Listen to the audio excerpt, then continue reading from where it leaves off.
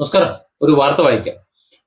Palakkad PK Sasi പുറത്തായതോടെ Mannarkkad CPM area committee ഓഫീസിലേക്ക് ഇനി സ്ത്രീകൾക്ക് ഭയമില്ലാതെയും ധൈര്യസമേതയും കടന്നു വരാമെന്ന് area secretary NK Narayanankutty.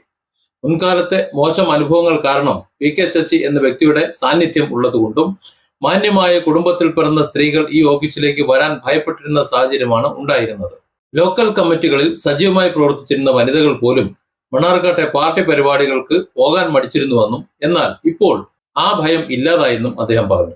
Palakkad ജില്ലയിൽ പാർട്ടിയിൽ നിന്ന് ഏറ്റവും കൂടുതൽ ലാളനയും പിന്തുണയും പ്രോത്സാഹനം ലഭിച്ച നേതാക്കളിൽ ഒരാളാണ് PK ശശി എന്ന് CPM നേതാവ് N കൃഷ്ണദാസും പ്രതികരിച്ചു. അമിതമായ ഈ പരിഗണന ലഭിച്ചതാകാം ഒരുപക്ഷെ അദ്ദേഹത്തെ പിന്നീട് പാർട്ടിക്കെതിരെ തിരിയാൻ പ്രേരിപ്പിച്ചത്.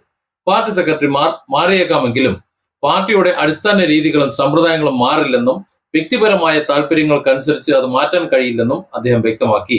ഉള്ളിൽ യഥാർത്ഥ കമ്മ്യൂണിസ്റ്റ് ബോധമുള്ള ഒരാൾക്കും പാർട്ടിയെ തള്ളിപ്പറഞ്ഞ് മാറി നിൽക്കാൻ കഴിയില്ലെന്നും പാർട്ടിയുടെ സമ്പ്രദായങ്ങൾ എല്ലാവർക്കും ഒരുപോലെ ബാധകമാക്കുമെന്നും കൃഷ്ണദാസ് കൂട്ടിച്ചേർത്തു. നല്ല കാര്യമാണ്. പാർട്ടിയുടെ അണികൾ അല്ലെങ്കിൽ പാർട്ടി നേതാക്കൾ എത്ര തന്നെ മാറിയാലും പാർട്ടിക്ക് അടിസ്ഥാനപരമായ ആ മാറ്റം ഉണ്ടാകരുത്. അത് തന്നെയാണ് നമ്മൾ ആഗ്രഹിക്കുന്നത്.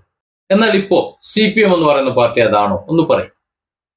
ജനങ്ങൾക്ക് വേണ്ടി, സാധാരണക്കാർക്ക് വേണ്ടി, അധ്വാനിക്കുന്ന തൊഴിലാളി വർഗങ്ങൾക്ക് വേണ്ടി ആയിരുന്നു ഈ പാർട്ടി പ്രവർത്തിച്ചിരുന്നത്. ഇപ്പോഴോ വലിയ മുതലാളിമാർ അല്ലെങ്കിൽ കുറച്ച് പണമുള്ളവരൊക്കെ ബൂർഷാസികൾ എന്ന് വിളിച്ചുകൊണ്ടിരുന്ന, എന്താണ് ബൂർഷാസികളും തക്കപ്പാർത്തിരുന്നു എന്നൊക്കെ പറയുമല്ലോ, അതിന് ബൂർഷാസികൾ എന്ന് വിളിച്ചുകൊണ്ടിരുന്ന ഒരു കാലം ഉണ്ടായിരുന്നു. ഇപ്പോഴോ നവകേരള സദസ്സ് എന്നൊരു പരിപാടി നടത്തി.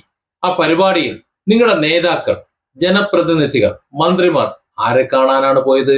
ജനങ്ങളെ കാണാൻ പോയോ അതോ പൗരപ്രമുഖരെ? ഏത് പൗരപ്രമുഖരെ കാണാൻ പോയോ? ആരെയാണ് കാണാൻ പോയത്? അങ്ങനെയാണെങ്കിൽ അവിടെ ഇതൊക്കെ ബാധകമല്ലേ?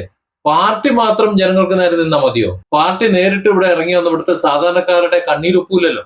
പാർട്ടി നേതാക്കൾ, ഏത് ഈ ജനങ്ങളുടെ നേതാക്കളായിട്ടുള്ള പ്രതിനിധികളായിട്ടുള്ള നേതാക്കൾ, അവരല്ലേ ഇറങ്ങി കണ്ണീരൊപ്പേണ്ടത്. അവർ വഴിമാറി പോയിട്ടുണ്ടെങ്കിൽ പിന്നെ ഈ പറഞ്ഞ വാചകത്തിന് വല്ല അർത്ഥമുണ്ടോ? പാർട്ടി തീരുമാനങ്ങളും പാർട്ടിയുടെ നിലപാടുകളും ഒരു കാലത്തും മാറില്ല എന്നുണ്ടെങ്കിൽ, അതായത് ജനങ്ങൾക്ക് വേണ്ടി തന്നെ ആയിരിക്കുമെന്നുണ്ടെങ്കിൽ പാർട്ടിയുടെ നേതാക്കന്മാരും ഇന്നത്തെ നേതാക്കന്മാരും എല്ലാ നേതാക്കന്മാരും അതേ പാർട്ടിയുടെ നിലപാട് ഒപ്പിച്ചു പോകേണ്ടതല്ലേ? ജനങ്ങളുടെ കൂടെ നിൽക്കേണ്ടതല്ലേ? അങ്ങനെയാണോ സംഭവിക്കുന്നത് ഇപ്പോ? Different angles. Don't forget to subscribe and support this channel.